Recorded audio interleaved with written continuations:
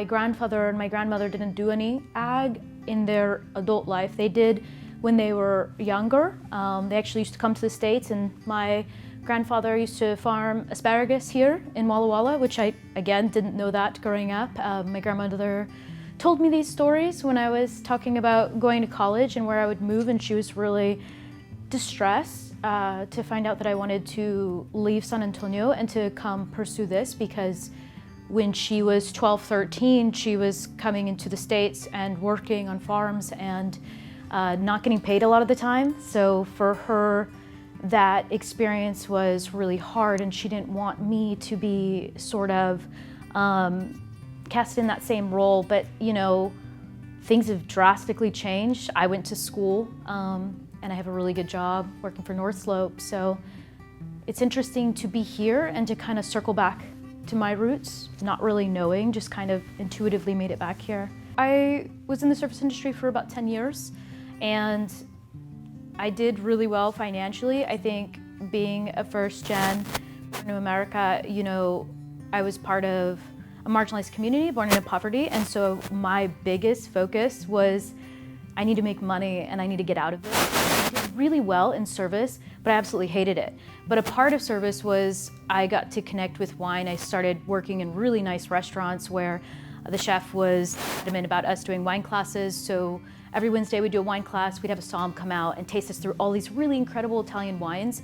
And I absolutely fell in love with the grape Corvina and the history of Amarone and the process of making it. And so it kind of just started from there. It was like one day at work, we were talking about wine, over really good wine, and I was just like, I've got to like learn more about this. So I want to study plants. I want to understand more about this process because there's all these neat things going on. Like winemakers will use botrytis, like a fungus that penetrates the skins of the grapes and concentrates the sugars to really bring out these like waxy, sugary like elements. And I think being able to, you know, play with natural elements and create a beverage that describes the land or is, you know, able to translate to like a story for someone is really impressive. And I looked up programs, found the V&E program at either UC Davis or Washington State University, and I chose Washington State because I was like, California is a little too pricey. I think my money would go a little bit longer if I went to Washington.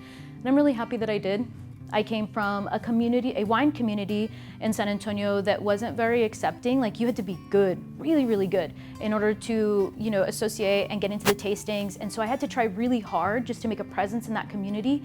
And when I moved up here, everybody was so welcoming. They're like, what can I teach you? What can I give you to thrive? And that was like what solidified the journey, because in the beginning it was like, well, everyone's gonna know that I'm from a big city. Like I've never driven a tractor. I've never like done anything on a farm. Like I don't know any of this stuff, and it's going to be obvious that I don't belong here. But every scenario that I went into, everyone was like, how can we help you? And so that was really great.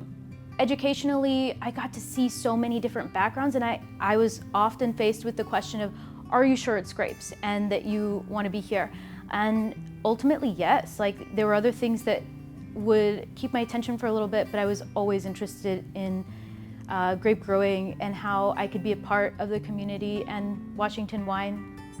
Currently, I am viticulturist for North Slope, so I get to help manage 6 properties, and there's so much that we're doing with replanting, not just vines, trying to ensure the biodiversity of the land is always at equilibrium.